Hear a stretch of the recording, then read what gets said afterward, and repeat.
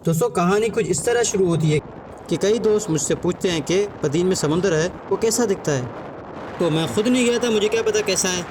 तो आज मैंने सोचा कि समुंदर पे मैं खुद जाऊं और एक्सपीरियंस करूं कि कैसा है, ताकि उनको बता सकूं कि कैसा है।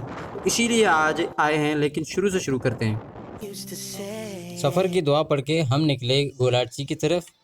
लेकिन सफ़र के लिए ये बहुत ही ज़रूरी होता है कि आपको सफ़र के दौरान जहाँ पर जा रहे हैं तो मौसम का पता होना चाहिए, क्योंकि इस वक्त जब हम निकले एक तो गर्मी थी, चलो वो तो पता ही थी, लेकिन ये नहीं पता था कि साहिली पट्टी जो हमारे इलाके हैं यहाँ पर इस दौरान यानी कि मई और जून में हवाएं चलती हैं तेज़, जिसकी वजह से आपको मट्टी का सामना करना पड़ेगा और उसके लिए आपके पास हेलमेट ज़रूरी है, जो कि मैं घर छोड़ के आया था आज़ाद घूमने के लिए।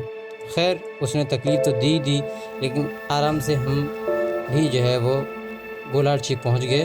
गोलाची से बीच से रास्ता निकलता है, सीधा रास्ता निकलता है, वो जाके आपको समुंदर पे पहुंचाता है, यानी कि ज़ीरो पॉइंट पे।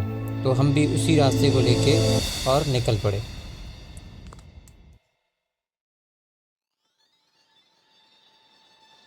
और बीच में हो गया असर नमाज का टाइम, तो हमने नमाज़ पढ़ी इस मस्जिद में, जो बहुत खूबसूरत लग रही थी, सादा सी। तो नमाज़ पढ़ी, फिर आगे अपने सफ़र की तरफ रवाना हो गए। अच्छा, आपको बताता चलूँ कि गोलाची से ज़ीरो पॉइंट तकरीबन 40 किलोमीटर है, और बीच में आपको ज़ीरो पॉइंट से पहले 12 किलोमीटर तक जो रास्ता पड़ेगा वो इस तरह का पड़ेगा, जो कि अच्छा नहीं होगा। और फाइनली हम ज़ीरो पॉइंट के गांव में पहुंच गए, जहां पर ज़्यादातर लोग वो रहते हैं जो मछली वगैरह का काम करते हैं। उनका कारोबार ही यही है, मछली पकड़ना और बाकी चीज़ें पकड़ना जो समुद्र से मिलती हैं। खैर हम पहुंच गए और दाखिल होते ही सीधा रास्ता लेकर जाएंगे। हमें नहीं पता था कि सीधा रास्ता जा रहा है, किसी पूछा भी नहीं, डायरेक्ट हम सीधा गए। तो हमें अंदाज़ा था कि सामने ही समुंदर होगा, तो सामने ही समुंदर है और उसके नज़ारे कुछ इस तरह हैं।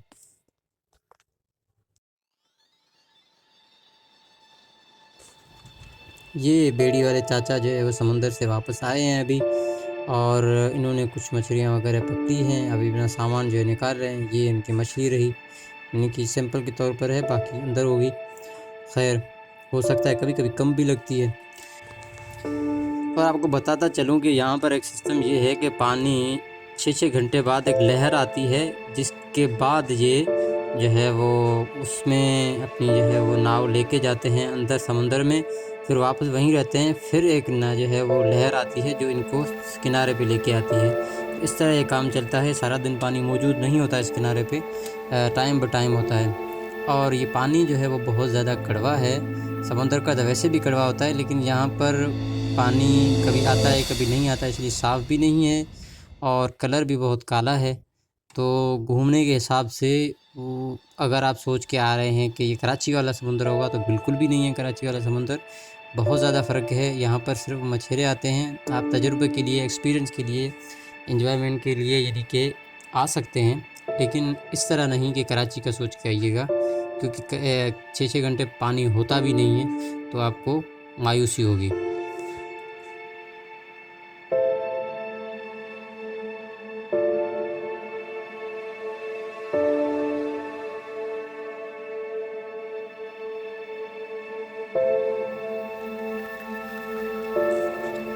ये मछेरे अभी अभी आए हैं और मैंने इनसे हाल अहवाल किया, तो उन्होंने कहा कि सुबह को हम निकले थे और अभी शाम के यानी कि 6:30-7 बज रहे हैं, तो अभी पहुँचे हैं। तो मैंने पूछा कि इतना दिन आपने लगाया है, कुछ तो लेके आए होंगे, क्या क्या मिला आपको? तो उन्होंने कहा कि हम जो है वो कम से कम पर हेड 1500, 2000, कोई 3000 इस तरह का लेके आया है सामान समंदर से। तो सामान कौन सा था? सामान जो था वो खेखड़े थे। मैंने कहा कि हर कोई एक खेखड़ा पकड़ के आया है, कोई 2, कोई 3, इस तरह से खेखड़े पकड़ के आए हैं। ये इसमें मौजूद हैं, ये खेखड़ा है। अब इसका क्या काम है मैं तो नहीं खाऊंगा। खैर कहते हैं कि चाइना, जापान वाले, ये बाहर कंट्री वाले जो हैं वो ये खाते हैं। हो सकता है यूरोप में भी चलता हो, खैर हमारे यहाँ नहीं चलता। तो उम्मीद है ये मुख्तसर और जो है वो एंटरटेनिंग वीडियो आपको पसंद आई होगी। अगर पसंद आई है तो लाइक करें, सब्सक्राइब करें हमारे चैनल को। जज़ाकल्लाह, अस्सलामु अलैकुम वरहमतुल्लाहि वबरकातुहू।